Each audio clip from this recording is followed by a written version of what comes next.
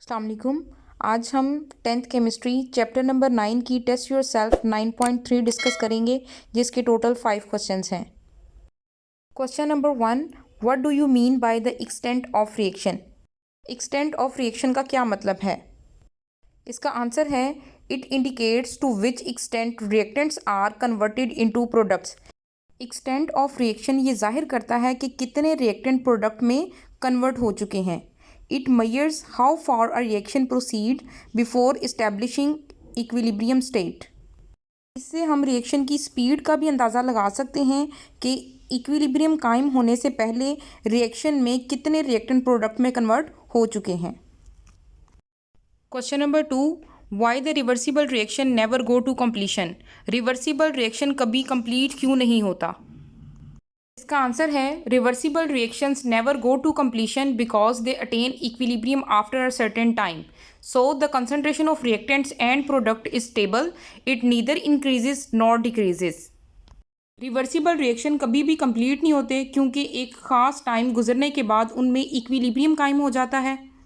फिर रिएक्टेंट और प्रोडक्ट की कंसंट्रेशन स्टेबल हो जाती है, यानी जितने रिएक्टेंट प्रोडक्ट में कन्वर्ट हो रहे हैं उतने ही प्रोडक्ट रिएक्टेंट में भी कन्वर्ट होते हैं, ना ही ये इंक्रीज होते हैं और ना ही डिक्रीज होते हैं। Question number 3, if a reaction has large value of Kc will it go to completion and why. अगर किसी भी रिएक्शन में Kc की वैल्यू ज़्यादा होगी तो क्या वो कंप्लीशन की तरफ जाएगा, और अगर जाएगा तो क्यों? इसका आंसर है the large value of Kc indicates that at equilibrium position the reaction mixture consist of almost all products and reactants are negligible, the reaction has almost gone to completion. अगर किसी भी रिएक्शन के लिए Kc की value large होगी तो वो ये जाहिर करती है कि किसी भी रिएक्शन मिक्सचर में प्रोडक्ट्स की अमाउंट ज़्यादा है और रिएक्टेंट की अमाउंट ना होने के बराबर है।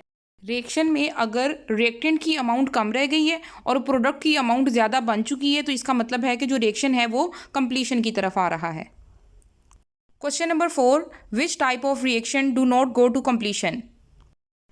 किस तरह के रिएक्शन हैं जो कंप्लीशन की तरफ नहीं जाते? तो इसका आंसर है reversible reactions never go to completion.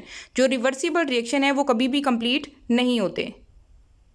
Question number 5, why the reaction mixture does not have 50% reactants and 50% products at equilibrium।